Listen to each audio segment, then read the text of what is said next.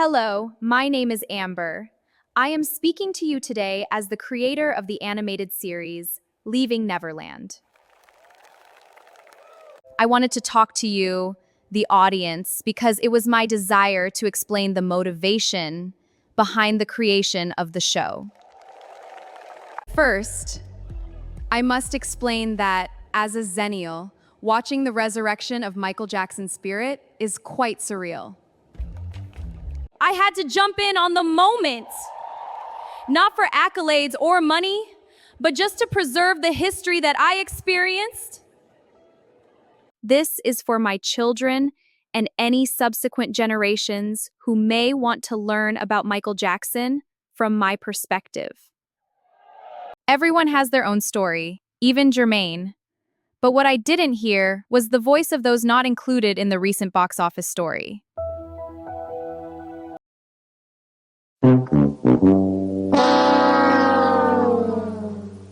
Leaving Neverland was created to give those overlooked stories a voice. So that is why you are here, to hear the story of the toys of Neverland, giving their true account from their perspective. Yay! And low-key, I wanted to see Janet and Michael dance together again.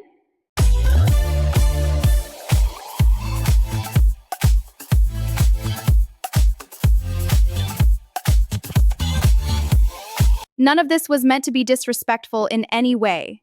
I felt inspired by the spirit of Michael Jackson. To honor his memory, I have literally tapped into the same Holy Spirit that he talked about while he was alive to channel these creative projects. I really think if he were alive, he would have loved my parody of the Toys of Neverland.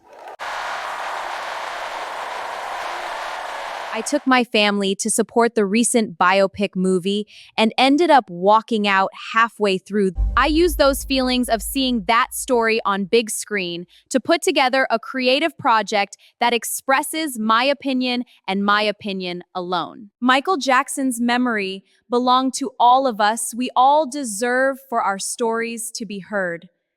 This one is simply mine. I think Michael would have either thoroughly supported becoming the totem soul, Papa Jack, or he would have bought me out like he did Eminem. I love you all, even Jermaine. So I hope you enjoy this creative parody. If not, I challenge you to create a divinely inspired project of your own. Welcome to the Amber Show. Enjoy the show.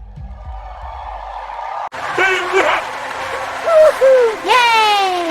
I wasn't involved at all, aside from like giving feedback on the first draft and then getting the feedback that yeah, we're not actually going to address your notes at all. And I was like, all right, like, so I just like butted out, and I've left it alone because it's not my project. So they're gonna make whatever they're gonna make.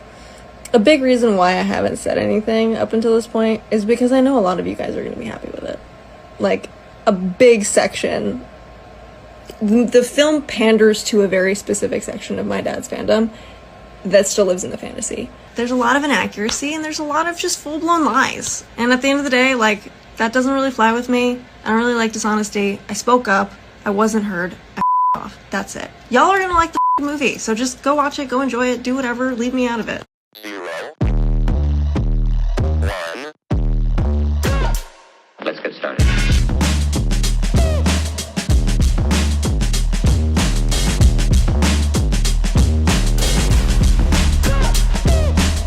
Why it stop to me? Are we ready to roll?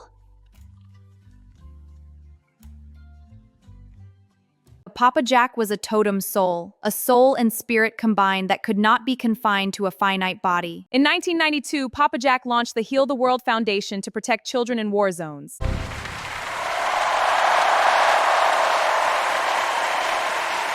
He breaks the Guinness Book of World Records, supporting 39 charities, which is the most any artist ever has.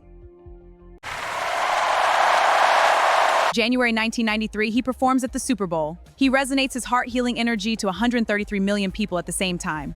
He revolutionized Super Bowl halftime shows. His heart frequency went out by standing still for an entire 90 seconds before the beat even dropped. There were people passing out before he sang his first note. Why? Because they felt that heart-healing energy. Then before he finished singing, he turned the halftime show into a global prayer for innocence.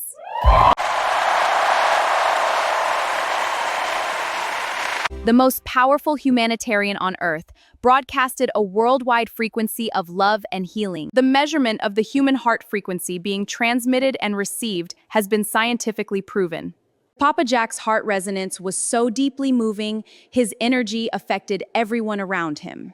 Today, we travel to Neverland to hear from the totem children themselves, direct descendants of the King of Pop.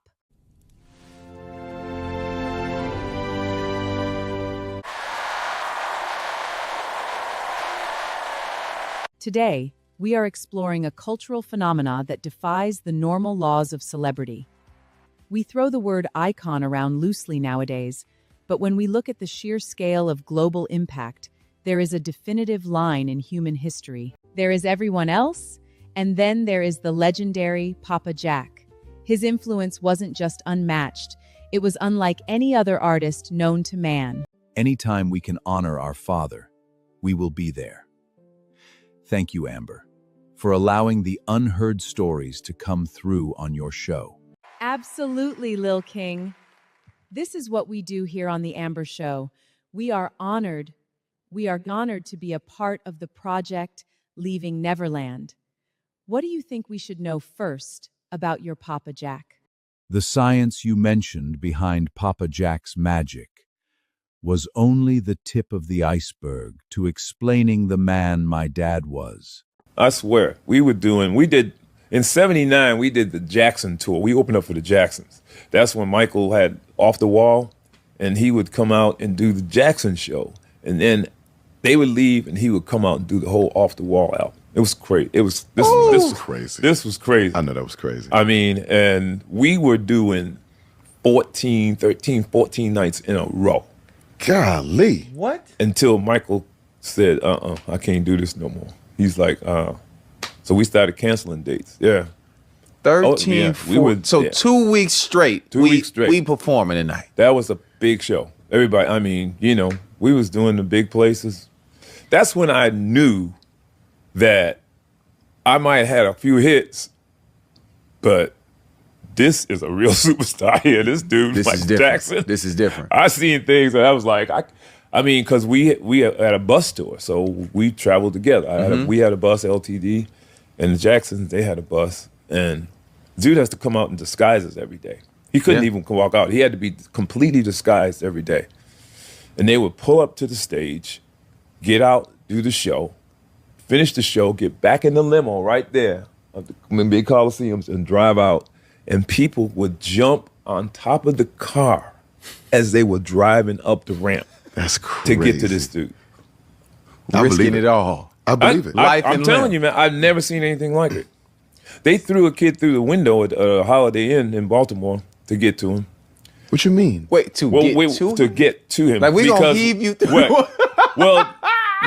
We did finish the show. I don't and need they them all kind of friends. came over. They knew we were at the hotel, Baltimore.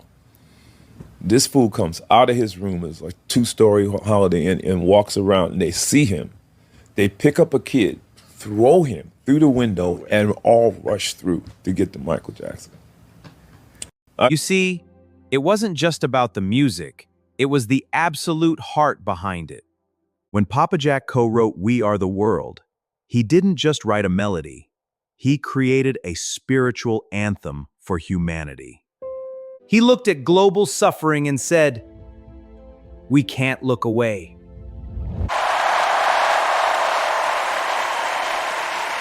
The anthem mobilized an entire planet to give, to care, to love. In every charity Papa Jack sponsored and beyond, his spirit was standard-setting. Papa Jack's nature was love in its highest, most potent frequency. My brother is right about the emotional catalyst, but let's look at the infrastructure of that impact, Amber. Papa Jack's humanitarian footprint was mathematically staggering. We are talking about a man who supported over 39 charities financially and logistically, and he didn't just attach his name to causes. He fundamentally shifted how global celebrity philanthropy operates. He set a Guinness World Record for the most charities supported by a pop star. Papa Jack's mind was constantly projecting how to use his massive platform to heal structural, real-world issues. It was a strategic campaign of global goodwill. If you analyze his deployment of resources, it wasn't passive. He targeted orphanages, hospitals, and war zones. But his cultural conquest went way beyond Western media. Let's talk about February 1992, his goodwill tour to Africa. When he landed in Côte d'Ivoire, it wasn't just a pop star on vacation. Yes, I remember. Exactly. Based on profound ancestral alignment and tribal data, the tribal chief officially crowned him. He didn't just get a nickname. He was formally, legally, and spiritually crowned. He sat on a golden throne under a sacred tree, donned traditional royal robes, and reigned until he passed away in 2009. And look at the sheer density of his saturation across the globe during his peak eras. Statistically, over 90% of the living human population on Earth recognized his visage, his sound, or his movement. Whether it was a groundbreaking tour or an era sweeping the globe, the market penetration was absolute. Even the animation world couldn't resist the magic. In 1984, all the way in Japan, a popular anime literally featured his likeness and character on screen. The physical effect of his presence on a crowd was essentially a psychological tactical sweep. Look at the security data from his live deployments. Papa Jack had specialized security teams whose entire operational objective wasn't just keeping people away from the stage. That's right! His security also handled carrying out hundreds of fans who fainted or lost consciousness from sheer proximity to his aura. Hundreds!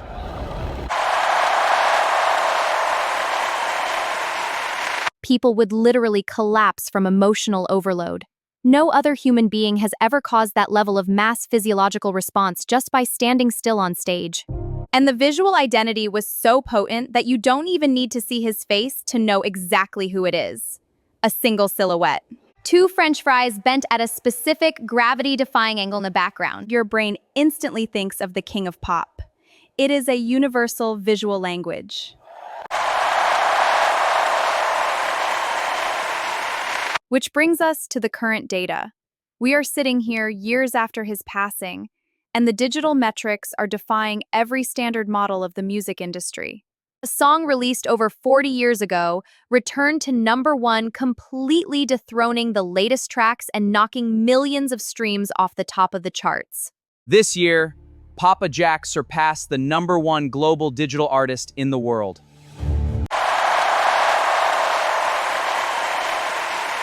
He is outselling, outstreaming, and outperforming artists who are alive, touring and actively releasing music today.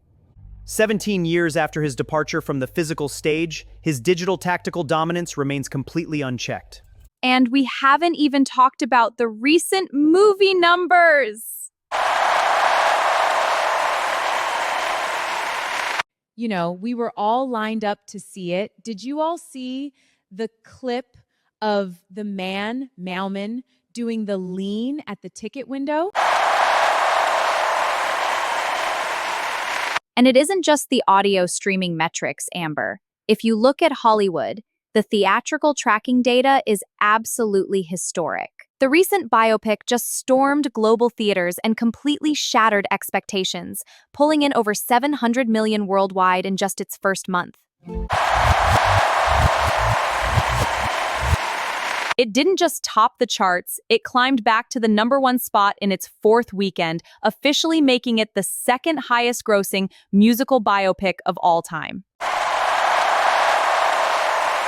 Because the magic never left. The glove, the crown, the music, it's etched into the very soul of human history.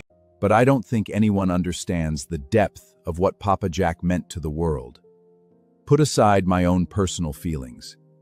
Let's look at the facts. Papa Jack was a visionary. In 1995, he went to Hungary, spent $34 million to promote an album. The Hungarian government sent their military to protect and participate in the film. Papa Jack also had a custom military jacket made especially suited for the environment. It was climate-controlled and offered air conditioning. My father solved problems with a multi-layer approach. The sheer level of cooperation from a sovereign military just for an album teaser? It's mind-boggling. It shows an influence that bypassed traditional industry channels entirely and went straight to the highest levels of foreign states. It intersected directly with global government, international politics, and structural humanitarianism. When Papa Jack moved, Geopolitical landscape shifted. He was meeting with presidents, prime ministers, and world leaders not as a novelty act, but as an equal global diplomat. He reached depths of society that conventional political systems completely overlooked. Papa Jack perfectly combined his gifts and purpose in life to glorify God. Because Papa Jack understood operational terrain. He knew that to truly affect the global ecosystem, you couldn't just play in safe, sanitized environments. You had to go into the trenches. Let's look at tactical deployment. Filming in Rio de Janeiro, Brazil, 1996. Oh, the government was so terrified of what he would see, what he would show the world. Exactly. The Brazilian government and local authorities actively tried to block the shoot. They went to the media, claiming they couldn't guarantee his safety. They advised him, warned him, not to enter the town, but he was determined to go anyway. They were terrified that a global spotlight of that magnitude would expose the extreme poverty and the systemic neglect. Papa Jack refused to back down and expose the favelas to the world stage. And that is where we see a subversion of power that we don't talk about often in polite society. When the state failed or refused to guarantee safety, the organic power structure of the underworld stepped in. A local leader recognized Papa Jack's true intent. He explicitly issued an order across the entire favela. Anyone who lays a hand on Papa Jack will answer directly to him. The cartel literally circumvented the government. They provided their own highly organized, airtight personal protection detail for Papa Jack. They guaranteed his safety when the state police couldn't or wouldn't. Because Papa Jack wasn't afraid. He went deep into the heart of the favelas, and he danced with the people, hugged the children, and let their voices be heard. On the biggest screen imaginable, he took the invisible people and made them absolute royalty for the entire world to see. He exposed a raw, beautiful, aching reality that the public had spent decades hiding. Think about the absolute weight of that reality. A single artist possessed so much sovereign, organic power that he could walk into an area deemed a high-risk war zone by the state. I went to the criminal underworld for his protection and bypassed the censorship of a national government just to deliver a message of human rights. Papa Jack broke the mold because he didn't just play the game. He changed the entire parameters of human reach.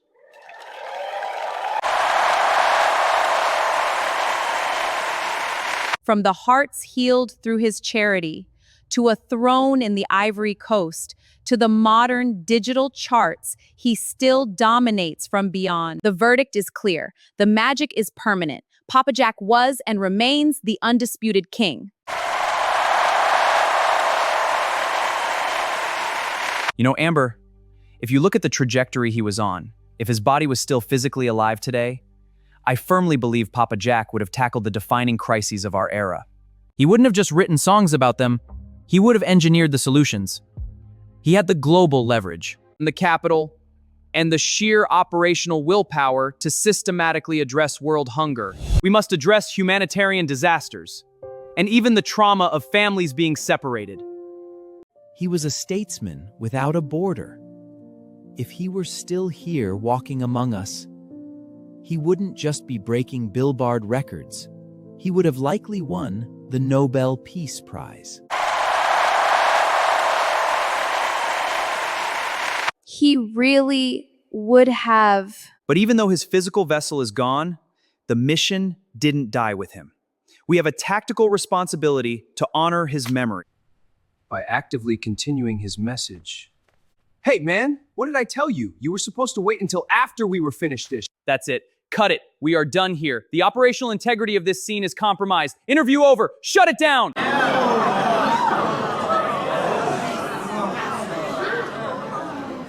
And that is the reality of live television, folks. A sudden, tactical retreat from Prince. But let's not lose the profound weight of what Prince just said before that unexpected interruption. He is entirely right. Papa Jack's legacy isn't just a museum exhibit. He was not just glittering gloves and revolutionary dance moves. He was a living, breathing blueprint for a better world. From the historic sovereign respect he commanded in Hungary and the Ivory Coast, to the raw, unfiltered humanity he championed deep within the favelas of Brazil, where even the underworld recognized his light, Papa Jack proved that love is the most powerful political force on earth. If we truly want to keep the magic alive, we don't just listen to the music. We live the message. We look out for one another.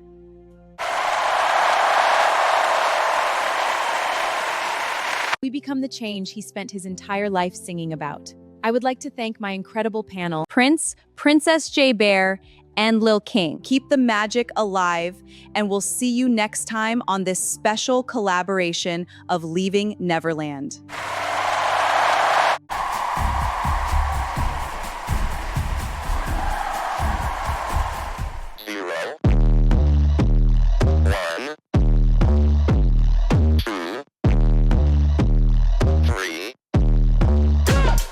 Let's get started.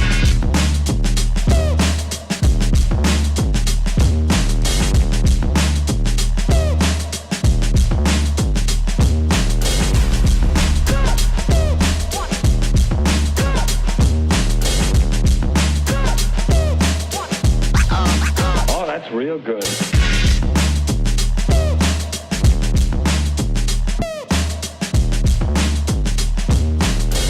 Ain't nobody stopping me.